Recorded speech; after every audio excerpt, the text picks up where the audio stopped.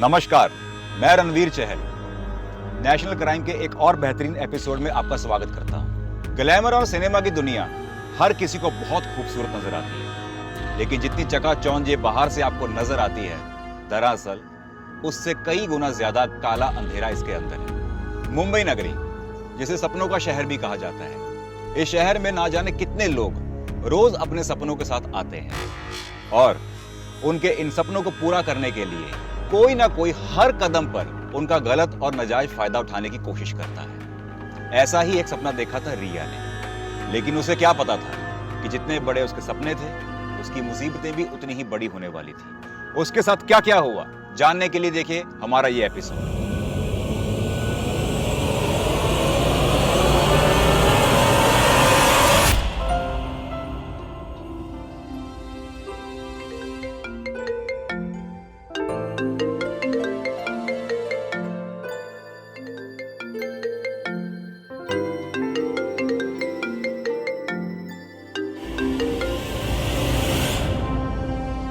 Good morning माँ। अभी तक सोई हुई हो? बेटा, तुम्हें इतने दिन हो गए और अभी तक तुम्हारा कुछ हुआ नहीं। अगर रास्ता कुछ साफ नहीं दिख रहा है तो तुम वापस क्यों नहीं आ जाती?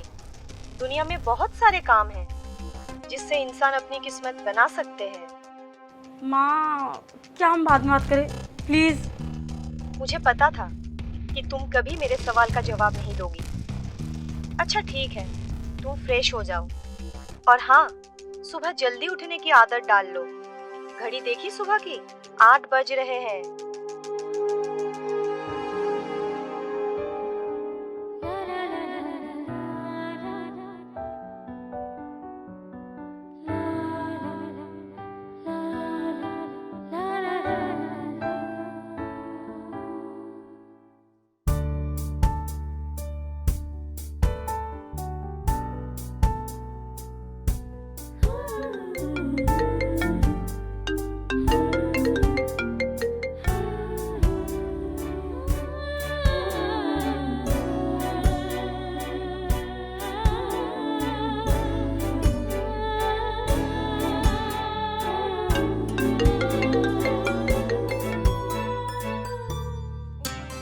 ओ my god, 4 miss calls Amritsar के।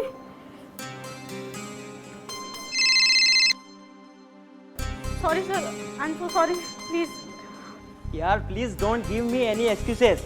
तुम लोगों को मुंबई इतना आसान लगता है क्या? सर प्लीज आप गुस्सा मत करिए प्लीज सर। अच्छा ठीक है, बट मेरे को लिमिटेड रिप्लाई किया करो। पक्का सर, मैं आगे से ध्यान दूंगी। अच्छा, तुम्हारे कुछ पिक्स और ऑडिशन लिंक आज शाम तक मुझे भेज देना। पक्का सर, जितनी जल्दी होता है मैं उतनी जल्दी आपको भेजती हूँ। Okay sir, thank you.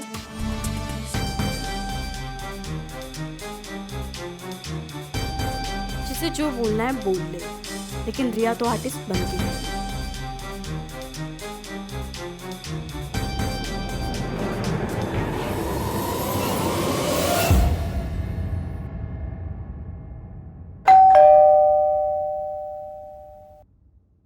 हाय, अंदर आओ।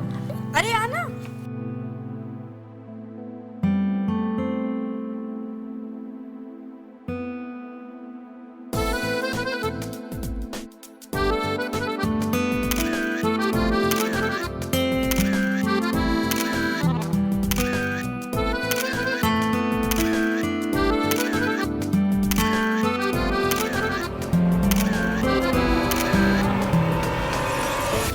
मानव के जीवन के प्रत्येक पल परेशानियों से कुछ इस तरह घिरे रहते हैं जो कि किसी परिकल्पना से परे होता है। क्या स्त्री के रूप में मेरा जन्म इसलिए हुआ था? ये सवाल मेरे मन को झंझोर देता है। क्या फायदा ऐसी जिंदगी का जिसमें निर्णय की क्षमता का दामन किशोरावस्था से ही हो?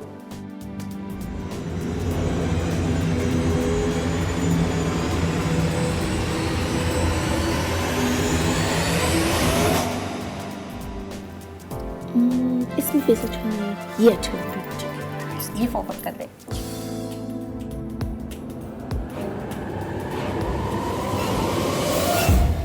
यार ये जा क्यों नहीं रहा है? अरे तो खिड़की के पास चली जा, इसमें इतना इरिटेट होने का क्या है? यार दिमाग तो है तेरे पास। तू जा पहले अपना काम कर।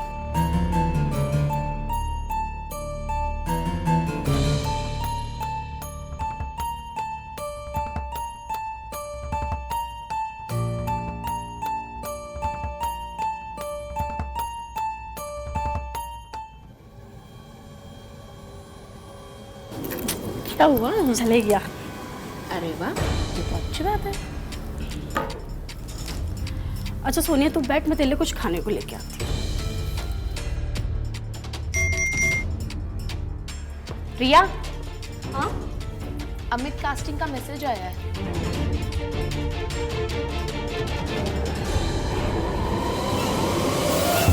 क्या हुआ? यार ये वेस्टर्न में पिक्स मांग रहे और ऑडिशन भी इनको आजकल के हिसाब से चाहिए। रिया, मुझे ना ये कोई फ्रॉड लगता है। बोल्ड पिक्स देकर आंख सेकने वाला। अब आग से के या कुछ और काम तो करना है। मतलब? जो बोलना है बोले, रिया तो आर्टिस्ट बन के रहेगी।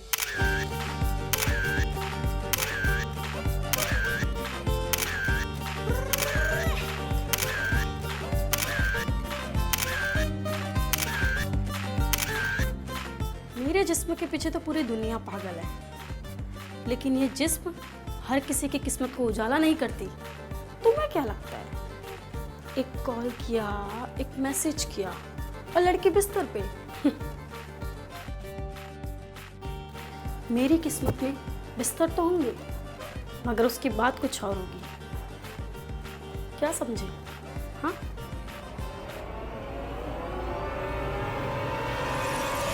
तरक्की की राह पर आगे बढ़ना हर इंसान का हक है, लेकिन उसी राह पर कई बार हम अपने मित्र की बात को नजरअंदाज कर देते हैं। कुछ ऐसा ही हुआ रिया के साथ। सोनिया के समझाने के बावजूद भी उसकी बात ना मानने वाली रिया को सिर्फ अपना करियर दिखाई दे रहा था। शायद वो अपने भविष्य के लिए उठाए हुए कदमों को सही साबित करना चाहती थी, लेकिन रिया को इस बात का बिल्कुल भी आभास नहीं था कि वो कहीं फंसने वाली है। और फिर एक दिन रिया के सामने एक मांग रखी गई। सर मैं ये कैसे अरेंज कर पाऊंगी? देखो, मैं मानता हूँ कि 50,000 रुपए का अरेंजमेंट करना तुम्हारे लिए आसान नहीं होगा, लेकिन बड़े लोगों का अपना एक तरीका होता है काम करने का। और एक ये मल्टी स्टारर मूवी है। अगर मैं डायरेक्ट मूवी से इन्वॉल्व होता ना तो मैं तुमसे एक भी रुपया नहीं लेता, लेकिन जिस कास्टिंग वाले के हाथ में ये प्रोजेक्ट है वो बहुत बड़ा है और उसके कुछ अपने चार्जेस है। तो तुम एक बार कहीं से भी अरेंज कर लो और उसे लौटा देना साइनिंग के बाद।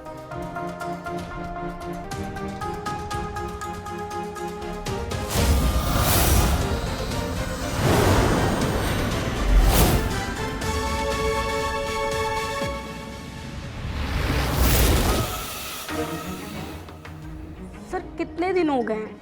आपने कहा था कहानी 1 महीने में फ्लोर पे आ जाएगी, अब तक नहीं आई और मेरी साइनिंग भी अभी तक नहीं आई है। हाँ, मैं देखता हूँ क्या सीन है। तुम परेशान मत हो, तुम इस प्रोजेक्ट के लिए एकदम फाइनलिस्ट हो चुकी हो। सर मैं कब से सुन रही हूँ, मुझे लगता है बात कुछ और है। अरे नहीं यार, तुम टेंशन क्यों ले रही हो? सर आपको पता है मैंने वो पैसे उधार लिए थे और वो भी इंटरेस्ट पे। अरे यार, मैंने थोड़ी कहा था कि तुम वो पैसे इंटरेस्ट पे लाओ। तुम्हें तुम्हारा करियर बनाना था, ना कि मुझे। तो अब वेट करो, जैसे ही कोई अपडेट आता है मैं तुम्हें फोन करता हूँ। और अब बार बार मुझे कॉल मत करो, मेरे पास बहुत सारे काम है। लेकिन सर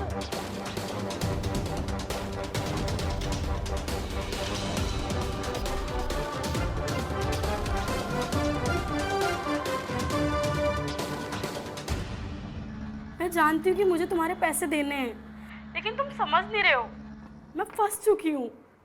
मुझे थोड़ा सा वक्त चाहिए प्लीज। देखो, मैंने तुम्हारे बहुत बहाने सुने और मैं तुम्हें समझ भी गया, लेकिन मेरी भी अपनी को जरूरत है जो तुम नहीं समझ रही हो। कहना क्या चाहते हो तुम? जो तुम सोच रही हो। देखो, तुम भी परेशान हो और मुझे भी अपनी परेशानियों को दूर करना है। क्यों ना हम एक दूसरे की परेशानियों को दूर करें? क्या ख्याल है तुम्हारा?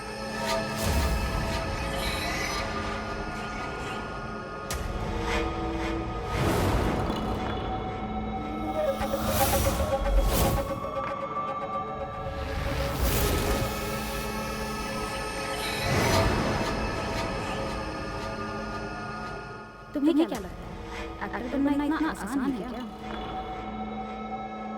आखिर कोई भी तुम्हें मौका क्यों देगा?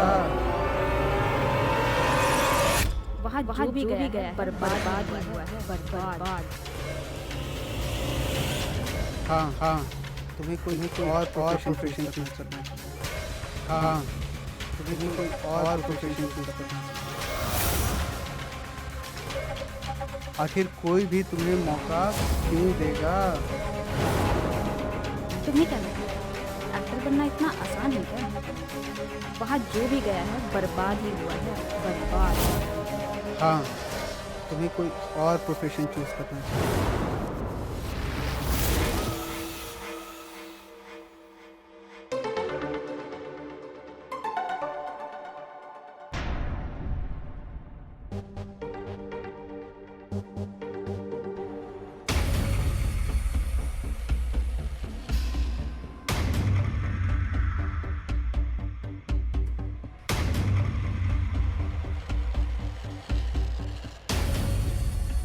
रिया, एक बात कहना चाहता हूँ तुम्हें कि मुझे खूबसूरत हसीना बेहद पसंद है। आई होप कि तुम समझ रही हो कि मैं क्या कह रहा हूँ।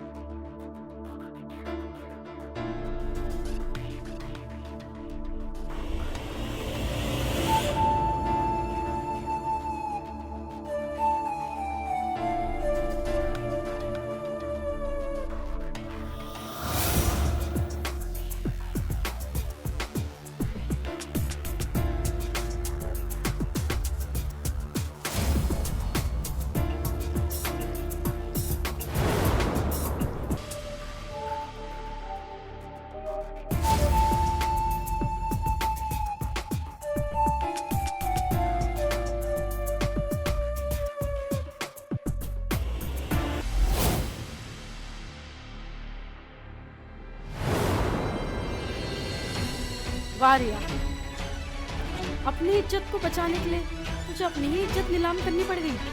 वाह।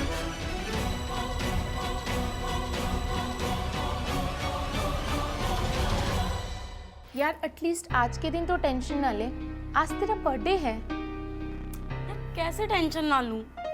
एक तो वो चूतिया साला कास्टिंग वाला कब से उल्लू बना रहा है मुझे, और वो सचिन को तुझे पता नहीं है वो चंद पैसों के लिए कितना गिर सकता है। देख, इस तरह मुंह लटकाने से तो कोई सोल्यूशन नहीं मिलने वाला है ना।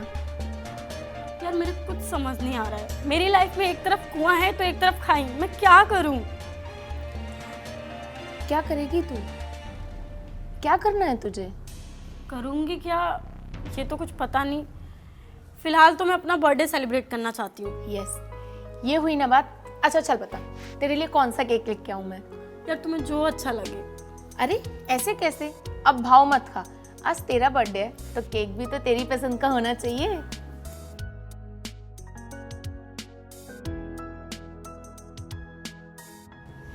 ओ लेडी गजनी, मैंने कुछ पूछा तुमसे। सोनिया, मैं कुछ प्लान कर रही हूँ। मैं ये सोच रही हूँ कि आज मेरा बर्थडे है तो क्यों ना उस कास्टिंग वाले को इनवाइट करूँ और उससे पूछूं कि एक्चुअल सीन क्या है। यस, ये बहुत अच्छा आइडिया है। चल ठीक है, एक काम करती हूँ, मैं भी निकलती हूँ। तब तक तू उस कास्टिंग वाले को कन्विंस कर ले और मैं फिर शाम को तुझे मिलती हूँ, वो भी तेरे केक के साथ। ओके, चल bye.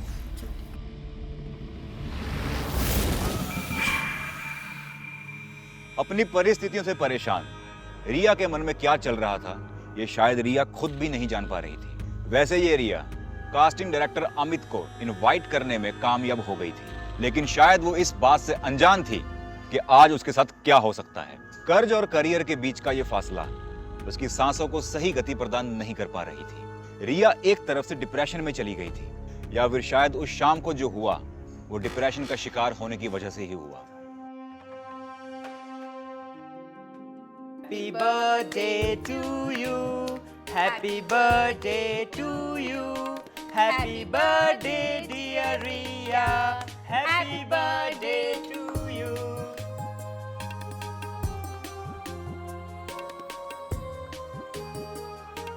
So much my love.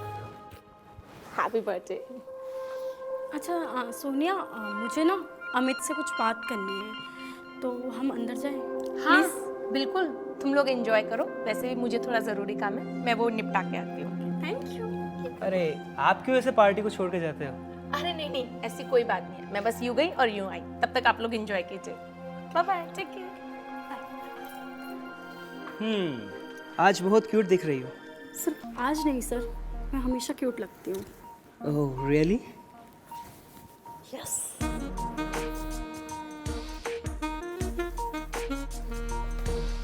To beautiful gift, a beautiful girl. Thank you.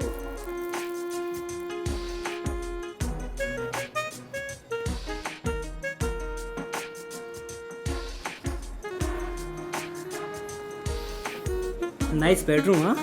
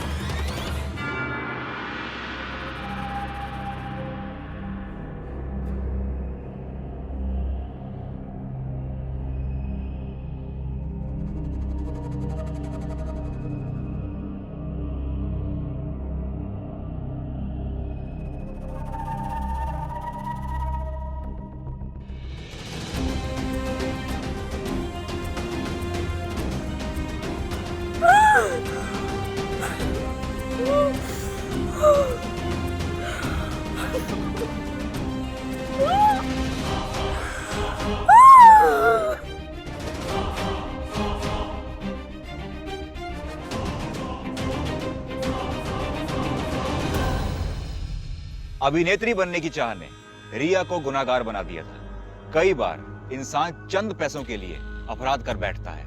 Rohit से ब्याज पर लिए गए पैसों ने शायद उसे परेशान कर रखा था, या शायद उसी के डिप्रेशन में आकर रिया ने अमित की जान ले ली। कारण चाहे जो भी हो, इंसान को जिंदगी में आगे लेकर जाने वाले शॉर्टकट से हमेशा बचना चाहिए, जो जिंदगी में इंसान को उस मोड़ पर लाकर खड़ा कर देता है जहां इंसान सेंसलेस हो जाता है। और फिर वो वही करता है जो रिया ने किया।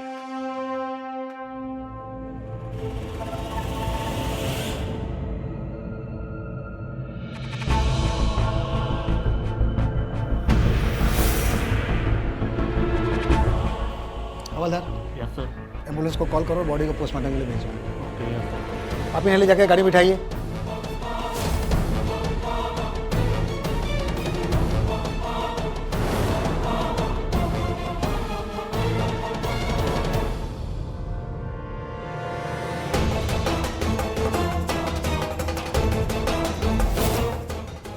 आजकल के बच्चे भी पता नहीं कैसे अपने जिस्म की प्यास बुझाने के लिए अपनी जान गंवा बैठते हैं, और ये भी नहीं सोचते कि इनके जाने के बाद इनके माँ बाप का क्या होगा। हवलदार, इन्हें पोस्टमार्टम के लिए भेजो और उसकी रिपोर्ट हमें जल्दी से जल्दी भेजो। जब तक मैं इनके माँ बाप को खबर कर देता हूँ।